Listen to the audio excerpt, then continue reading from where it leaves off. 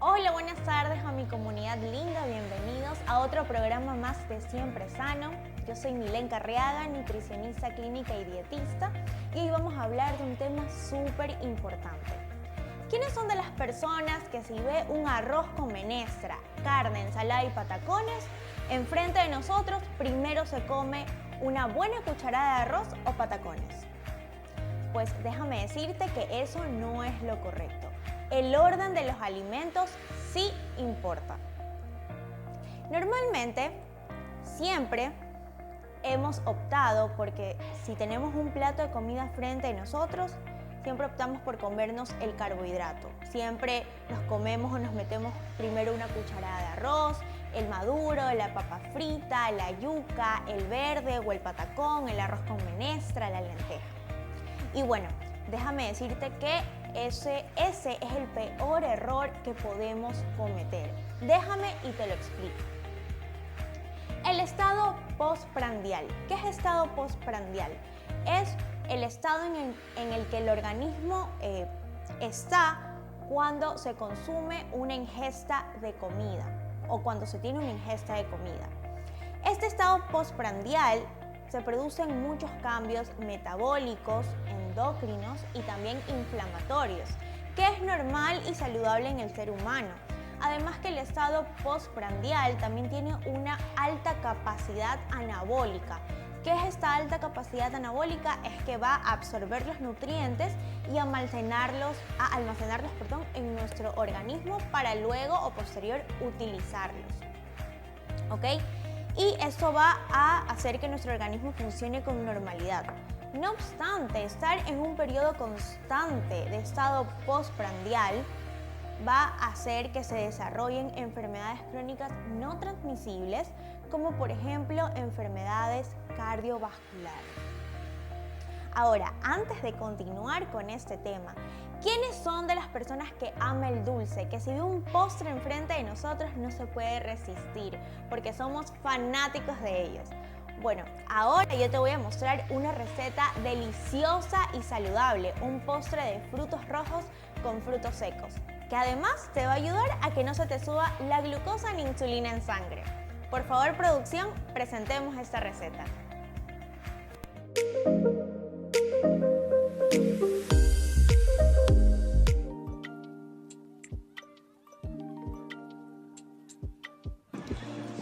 El día de hoy vamos a hacer una torta de frutos rojos con frutos secos, pero primero vamos a batir los líquidos. En este caso pusimos 2 huevos, batimos los huevos. Una vez que la mezcla ya quede homogénea, o sea que todo ya esté unido, por así decirlo, vamos a colocar la stevia o el edulcorante que tengas en tu casa. Colocamos leche, aceite de coco, son aproximadamente 2 cucharadas de aceite de coco. Y como les había dicho, la stevia en gotas. Batimos, batimos, batimos, batimos, batimos para que quede una mezcla homogénea.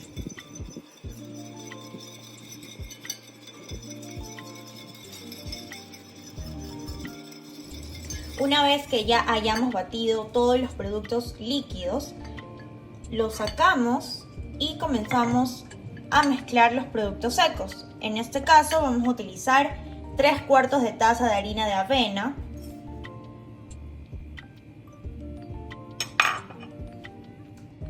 frutos secos, son varios, almendras, anacardos, pistachos, nuez de la India también, polvo para hornear, aproximadamente media cucharada, y una cucharadita de canela en polvo. Comenzamos a mezclar. Vuelvo y repito, la mezcla debe quedar homogénea. Esto quiere decir que todo debe quedar uniforme. La mezcla debe quedar unida. Una vez ya preparada nuestra mezcla en seco, procedemos a unir lo seco con lo líquido. Vamos a unirlo. Y ahora sí, batimos. Una vez que ya hayamos mezclado todo, vamos a proceder a colocar los frutos rojos, aproximadamente media taza de frutos rojos.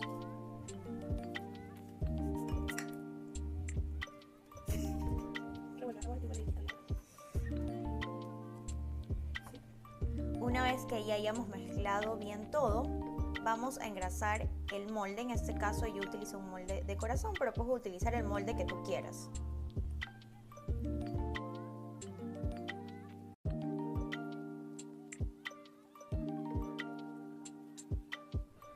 Una vez ya engrasado el molde, vamos a colocar la mezcla. Y lo vamos a llevar al horno por 20 minutos a 180 grados centígrados. Ya tenemos aquí nuestro cake horneado, entonces lo que vamos a hacer es desmoldarlo. ¿Cómo lo vamos a desmoldar? De la siguiente forma. Hay muchas formas de desmoldar, pero yo voy a hacer la que normalmente yo hago. Cojo un plato y pongo mi mano. Recuerden que las manos deben estar limpias y previamente lavadas con agua. Y lo ponemos en el platito. El secreto para que te salga el cake entero es que puedas engrasar con aceite de coco, mantequilla, manteca o el aceite que tú quieras el molde. Y de esa forma no te va a salir partido. Una vez que ya hayamos cortado la porción que nos vamos a comer, voy a hacerle un frosting. Bueno, este frosting es de yogur griego con canela. Cojo una espátula y comienzo a colocarlo.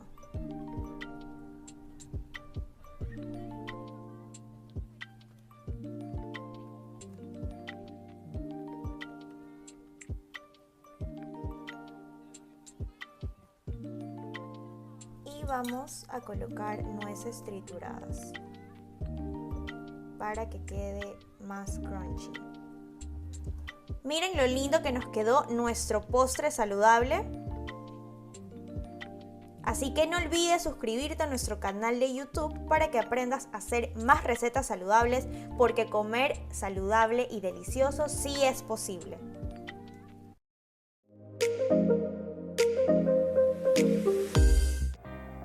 ¡Qué deliciosa receta! Como ustedes pudieron ver, utilizamos harina de avena. La avena es un buen carbohidrato porque es un carbohidrato complejo que contiene fibra. Adicional a eso utilizamos los huevos como fuente de proteína y también los frutos secos, que además de obtener grasas saludables que tienen los frutos secos, también hay proteínas de origen vegetal, así que es una excelente fuente proteica este postre saludable también. Luego de eso, para hacer el frosting, utilizamos yogur griego, un poquito de stevia y también canela en polvo.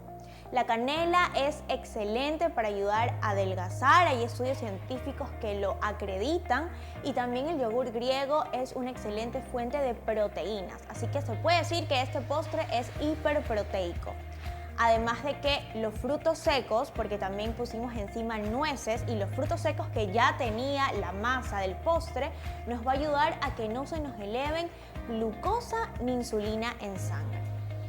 Ahora vamos a continuar con este interesante tema. La mayor parte del día, el ser humano siempre pasa en un estado postprandial. Esto siempre va a depender del tamaño de la comida y también la frecuencia de la misma, porque hay personas que normalmente consumen entre 5, 6, 7 tiempos de comida. Y el estado postprandial, que esto quiere decir el estado después de una ingesta de comida, dura entre 4 a 5 horas. Ahora, multipliquemos 4 horas que dura el estado postprandial por 5 ingestas de comida que una persona realiza en el día. Hay un promedio de 20 horas que se pasa en estado postprandial. Y esto significa que pasamos la mayor parte del tiempo con niveles de glucosa e insulina elevados. Además, esto como resultado da altas tasas de almacenamiento de carbohidratos y de grasa en el tejido adiposo. ¿Qué quiere decir esto? Recordemos que cuando nosotros consumimos carbohidratos, obviamente las células del cerebro la utilizan como fuente de energía, el hígado lo almacena como glucógeno hepático y también los músculos almacenan glucosa por parte de los carbohidratos como glucógeno también muscular para poder obtener energía a lo largo del día. Pero cuando ya todos los órganos han absorbido esta glucosa por parte de los carbohidratos y ya no tiene dónde más almacenarse, se van a almacenar en el tejido adiposo como forma de grasa y por ende hay el aumento de peso. Lo ideal sería pasar menos horas del día en este estado postprandial. Y para hacer esto es muy necesario porque así vamos a poder disminuir los niveles de glucosa y insulina en sangre y también vamos a poder aumentar la tasa de oxidación o quema de grasas. ¿Ok? Para que se puedan disminuir esas reservas de tejido graso, de tejido adiposo y por ende haya una pérdida de peso. Eso lo vamos a lograr cuidando el orden en el que consumimos los alimentos. Y ya te lo voy a explicar cómo lo vamos a hacer, sin antes responder las preguntas del público. Y ahora las vamos a leer. Hernán de Facebook nos está preguntando: no me gustan las ensaladas. ¿Cómo puedo incluir vegetales que no sea en una ensalada? Bueno, Hernán, te voy a comunicar y déjame explicarte de que no es necesario que tú hagas ensaladas todos los días. Si es que eres de las personas que te cuesta mucho consumir vegetales en forma de ensalada, tú los puedes agregar en otras distintas formas, como por ejemplo los puedes agregar en el arroz, lo puedes agregar en la pasta, también lo puedes agregar en forma de sopa, o sea, los puedes agregar los vegetales en una sopa, puedes agregarlos en una crema de verduras. Siempre recuerden que es muy importante que cuando se vaya a hacer una crema o una sopa, primero hay que dejar que se hierva el agua, que burbujee el agua y de ahí meter los vegetales entre 5 a 6 minutos, sacarlos inmediatamente, licuarlos con agua y sal y así tenemos nuestra crema sin haber perdido la fibra de los vegetales. Asimismo, si vamos a hacer una sopa, yo recomiendo que cuando ya esté lista la sopa, ahí vertamos los vegetales en la sopa. Porque igual por la alta temperatura de la sopa ya lista, pues se van a cocinar un poquito los vegetales. Recordemos que los vegetales deben estar al dente. Al dente quiere decir que deben estar un poco duros, crujientes y nunca suaves para que no se pierda esa fibra muy importante en las comidas, que ya les voy a explicar después por qué es importante consumir primero los vegetales y por qué es importante esa fibra de los vegetales. Ahora, Eric de Facebook nos pregunta: siempre me como la carne primero y dejo casi todos mis vegetales. ¿Eso me hará daño? Bueno, yo no soy de las nutricionistas que excluye los alimentos o obligo a mis pacientes a incluir alimentos. Solo te voy a decir cuáles son los beneficios de incluir vegetales a tu alimentación. Y es que si tú no incluyes vegetales en tu alimentación, no vas a tener una buena salud intestinal. Se necesita de fibra, se necesita de vegetales y de frutas para poder ir normalmente a hacer deposiciones al baño. Además de que la fibra nos va a ayudar también a retrasar la absorción de glucosa proveniente de los carbohidratos y también de las grasas. Entonces es muy importante incorporar vegetales a tu alimentación. Si no te gusta incorporarlos en forma de ensalada, lo puedes incorporar en jugos verdes, los puedes incorporar en sopas, en cremas, incorporar también vegetales en el arroz o en una pasta, para que sea mucho más sabroso y que ahí puedas un poco disimular su sabor. Ahora, Anaí de Instagram nos pregunta: no me gusta la proteína animal, prefiero comer solo vegetales crudos. ¿Qué podría agregar con proteína de origen vegetal y en qué orden los ingiero? Bueno, recordemos que las proteínas de origen vegetal también son las legumbres o leguminosas, como por ejemplo el frijol, la lenteja, los garbanzos, la soya, el tofu. Y también los frutos secos, como por ejemplo almendras, nueces, anacardos, maní, que además de aportarnos grasas de origen saludable, nos van a aportar proteína de origen vegetal. Entonces lo que puedes hacer es consumir tu ensalada, normalmente con los vegetales. Puedes incorporar en tu ensalada una vinagreta de aceite de oliva y ponerle frutos secos machacados o frutos secos así como tal, para que puedas disfrutar de tu ensalada y que tenga esa consistencia un poco crocante, que es muy deliciosa. Y luego al final te comes tu porción de legumbres, como por ejemplo de frijol o de lenteja, o una porción de hummus, de garbanzo, para que puedas también aportar la proteína, porque también el consumo de proteínas es muy importante para nuestro organismo, ya que las proteínas también nos va a servir de transporte para algunas hormonas, para vitaminas, y también va a preservar y aumentar nuestra masa muscular. Ahora, Sandra de Facebook nos pregunta: ¿puedo tomar agua antes de mis comidas o debe ser necesariamente los vegetales primero? Se puede consumir vinagre de manzana, una cucharadita de vinagre de manzana disuelto en un vaso con agua 20 a 10 minutos antes de las comidas, también para poder nivelar o equilibrar los niveles de glucosa e insulina en sangre. Así que eso te puedo recomendar si es que en algún momento no quieres consumir una ensalada porque te cansaste de comer vegetales. Puedes tomarte tu vinagre de manzana disuelto en un vaso con agua y ahí puedes incorporar los vegetales si es que lo quieres hacer, y si no, pues recuerda consumir tu proteína con la fuente de grasita y también al final el carbohidrato, la porción de carbohidrato, que es muy importante. Ahora, cuando tengas tu plato en la mesa, este siempre debe de contener vegetales, porque los vegetales nos van a ayudar, porque los vegetales tienen alto contenido de fibra y la fibra nos va a ayudar a retrasar esta absorción de glucosa, que esto va a hacer que se hagan picos de glucosa elevados en sangre y también picos elevados de insulina en sangre. Entonces es muy necesario que nuestro plato siempre tenga estos vegetales que nos aportan fibra para retrasar la absorción de glucosa proveniente de los carbohidratos. Luego de los vegetales vamos a consumir las proteínas.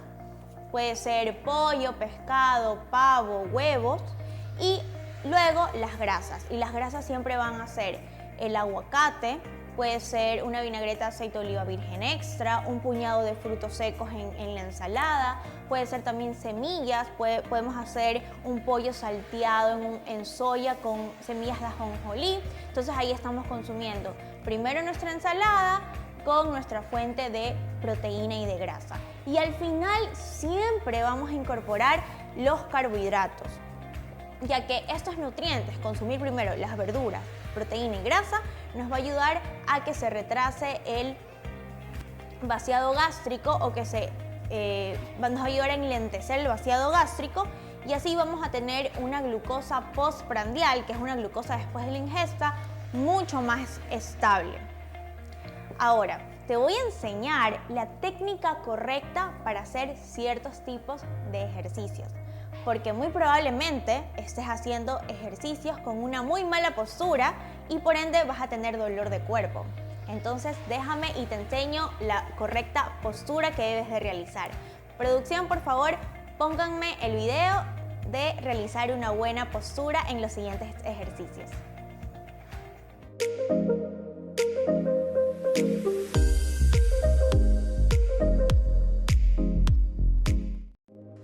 Hola, ¿cómo están? Hoy les voy a enseñar cuál es la manera correcta de hacer varios ejercicios y, por qué no, unos tips para mejorar tu entrenamiento. Hay dos maneras de hacer la sentadilla. La única diferencia es que se va a focalizar en diferentes músculos. Esto quiere decir que la sentadilla puede ser abriendo las piernas o los pies a la altura de nuestros hombros, ligeramente un poquito las puntas puntas de los pies hacia afuera y al momento de bajar puedes hacerlo de la siguiente manera. Puedes bajar con la espalda recta, que las rodillas no sobrepasen la punta de los pies, o puedes bajar un poquito inclinada la espalda hacia adelante. La diferencia es que cuando tú haces la sentadilla con la espalda ligeramente inclinada hacia adelante, se va a enfocar en los glúteos y también en los cuádriceps. Si tú haces la sentadilla con la espalda recta, únicamente se va a enfocar en los cuádriceps.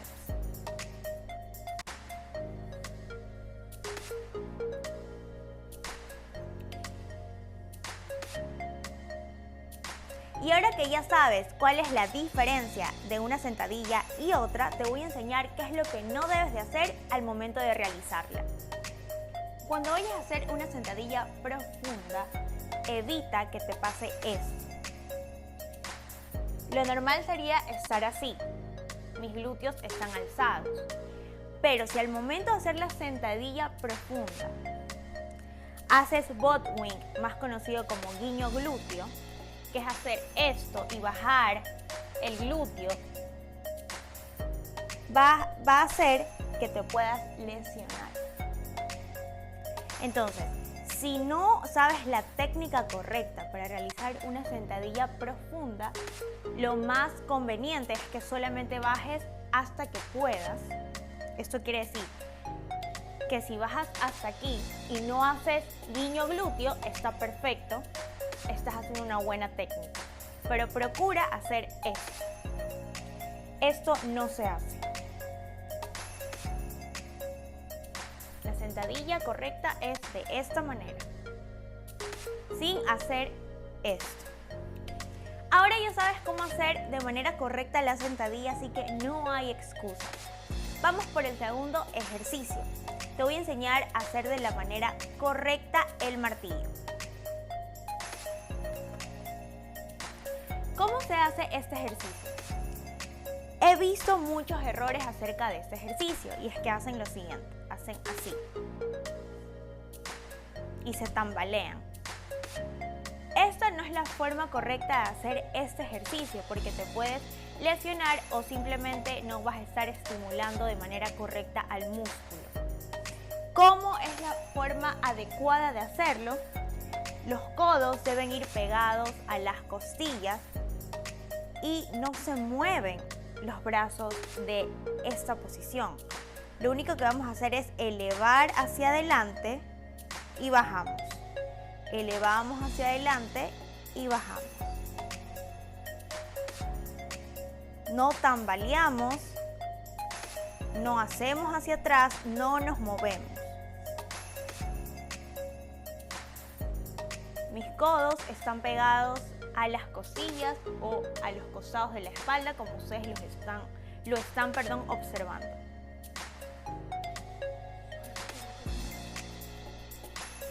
Recuerda, no es así, es así. Ahora que ya sabes la técnica adecuada para hacer martillo, te voy a enseñar cómo hacer de manera correcta la sentadilla búlgara. Empezamos. Hacer sentadilla búlgara es más que todo hacerla como una tijera, solamente que tu pie está alzado en una silla o en una mesa. La forma correcta es la siguiente. También hay dos maneras de hacer la sentadilla búlgara.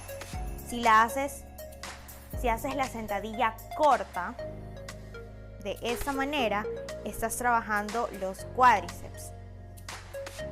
Pero si la haces larga, esto quiere decir, abres más tu pierna, vas a trabajar glúteos, femorales y cuádriceps. Esa es la diferencia. Ahora, ¿cuál es la técnica correcta?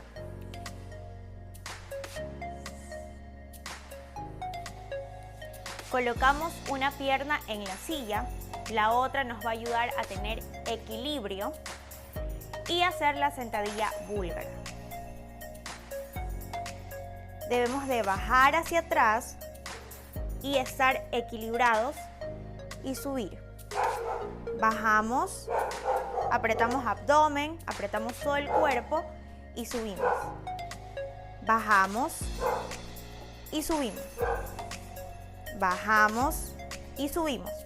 La rodilla debe quedar recta, tal y como lo están observando. Y subimos. Bajamos todo recto y subimos. Como que si estamos haciendo una L. Bajamos la L y subimos. Ahora, un truco que te voy a enseñar si es que no tienes equilibrio es que cojas una barra y de esta manera te sostengas también el brazo que está libre, que el que no está cogiendo la barra esté alzado, para que así generes equilibrio en todo tu cuerpo y bajas.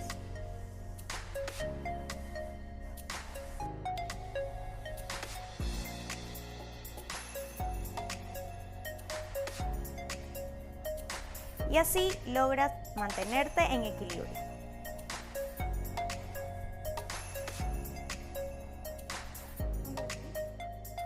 Ahora que ya sabes la técnica correcta de estos ejercicios, te voy a dar un último tip. Y es que si estás buscando bajar el porcentaje de grasa y subir de masa muscular, te recomiendo que hagas cardio después de las pesas. ¡Nos vemos!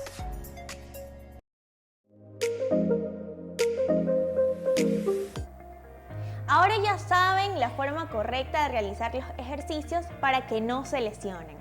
Entrando con el tema nuevamente, en un estudio se determinó lo siguiente. Hubo un grupo de estudio, obviamente, donde el primer grupo consumió los vegetales primero, luego la proteína, la grasa y al final los carbohidratos. Y se dieron cuenta que los niveles de glucosa se alzaron en un promedio de 1.5 milimoles por litro. Mientras que el grupo número 2 consumió primero el arroz y dejó para el final los vegetales, la proteína y la grasa. Y vieron que los niveles de glucosa se subieron en un promedio de 3.5 milimoles por litro. Ustedes pueden decir que es muy poca la diferencia, pero en pacientes que son insulinodependientes, esto quiere decir en los pacientes diabéticos, es una diferencia abismal porque se va a necesitar de ajustar la dosis de insulina para poder metabolizar y captar la glucosa proveniente de las comidas, en este caso de los carbohidratos. ¿Ok? De igual manera se debe tener en cuenta la calidad de los carbohidratos. Siempre debemos escoger carbohidratos complejos en lugar de simples. ¿Y cuáles son los carbohidratos complejos? Los que contienen almidón. ¿Cuáles son los carbohidratos que contienen almidón? Como por ejemplo el verde, el maduro, la yuca, el camote, la zanahoria blanca, el arroz integral por su contenido de fibra, entre otros. ¿Y cuáles son? También se me olvidaba, las legumbres o leguminosas, como por ejemplo lentejas, frijoles, garbanzo, que a pesar de que nos van a aportar también proteínas de origen vegetal, son una fuente de carbohidratos de origen complejo por su contenido de carbohidratos complejos, de carbohidratos compuestos de almidón. Ahora, ¿cuáles son los carbohidratos simples? Los carbohidratos simples son todas las harinas blancas, el pan industrializado, las bebidas gaseosas, los jugos de frutas industrializados, el azúcar como tal y las frutas también, pero con excepción de que las frutas contienen fibra y esa fibra nos va a ayudar obviamente a retrasar la glucosa proveniente de las mismas frutas, de los carbohidratos y también nos va a ayudar a la salud intestinal. Es importante también que a pesar de que se elija también una buena calidad de carbohidratos, también se debe tener cuidado con la cocción de los carbohidratos. Recordemos que los carbohidratos deben siempre quedar en una contextura al dente. Al dente quiere decir que deben quedar duritos, un poco crujientes. Nunca deben de quedar suaves para que no se pierdan la fibra, para que no pierdan su estructura de ser carbohidratos complejos.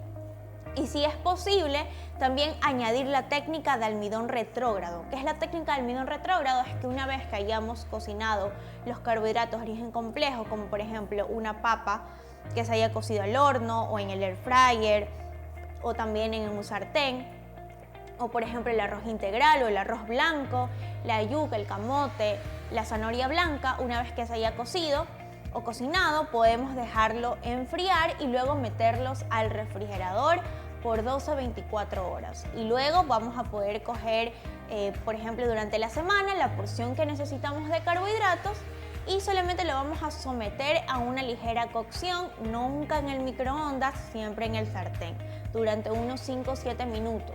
No hay que sobrecocinarlos, porque eso se llama almidón retrógrado, porque obviamente recordemos que el calor separa los nutrientes, el calor va a separar el almidón de los carbohidratos y los va a convertir en simples. Entonces el frío lo que hace es unir y compactar de nuevo esos nutrientes y otra vez vamos a tener un almidón retrógrado. Y esto nos va a ayudar a que los niveles de glucosa y de insulina en nuestro cuerpo sean más estables y que no se hagan picos elevados de glucosa ni de insulina.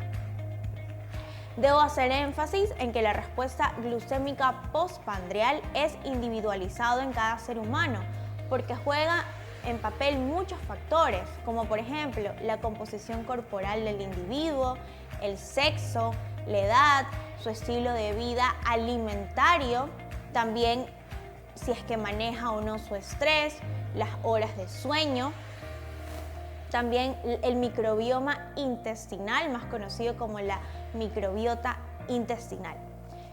Y bueno, este tip no solamente nos va a servir para personas que tengan síndrome metabólico, que tengan una resistencia a la insulina o que tengan diabetes mellitus.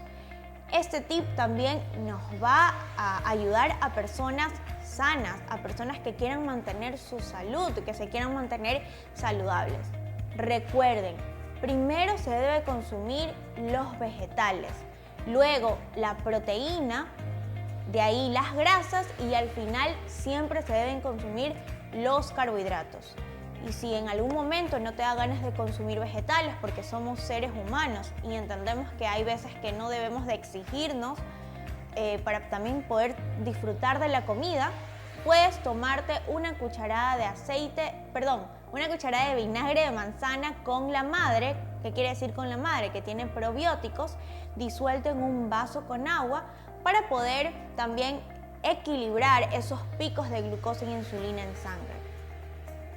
Ahora, también yo les propongo que además de realizar este tip que ya les enseñé para poder controlar los niveles de glucosa y insulina, es muy importante que tengamos un estilo de vida activo, que hagamos actividad física, que nos movamos. Si eres de las personas que trabajan en una oficina, sentado constantemente, pon alarmas en tu celular o pon alarmas en tu reloj y cada 20 o 10 minutos poder pararte de la silla, hacer caminatas de 5 minutos y así sucesivamente. Esto nos va a ayudar también a mantener niveles de glucosa e insulina estable en nuestro cuerpo. Manejar el estrés, acude a un psicólogo. Recuerda que esto es un área multidisciplinario donde no solamente va a jugar un papel importante el médico de cabecera y el nutricionista, también es importante acudir a psicología. Además de esto, descansar bien. Es muy importante el descanso y a sus horas. No es lo mismo dormirnos a las 12 de la noche y despertarnos a las 8 de la mañana que dormirnos 9, 10 de la noche y despertarnos 6 o 7 de la mañana. Recordemos descansar también a horas conscientes. Y bueno, muchísimas gracias por visitarnos en este programa, gracias por estar conectados en este en vivo, gracias por estar predispuestos a aprender muchos más temas nutricionales. Recuérdanos seguirnos en Instagram como siempresano.es y también visitar a tu profesional de la salud. Muchas gracias y nos vemos pronto.